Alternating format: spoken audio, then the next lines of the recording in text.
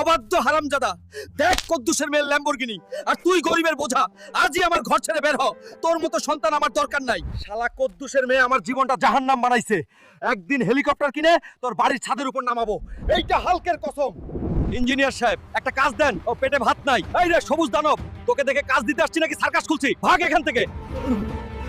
এখন কি করব, কাজও পেলাম না। মনে হয় আমার জীবনটা শুধু মার খাওয়ার জন্যই। আয়রন রাজাকে হারালে 50 কোটি, এটা কি সত্যি?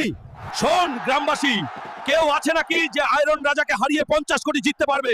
না থাকলে পরিষ্কার বল, তোরা সবাই নামর্দ। আমি লড়বো আয়রন রাজাকে, কিন্তু কেউ স্কিপ করিস না। লাইক দে, তারপর দেখ কিভাবে এই হাতেই রিং কাঁপিয়ে বদলানি। শেষ পর্যন্ত না দেখলে বুঝবি না।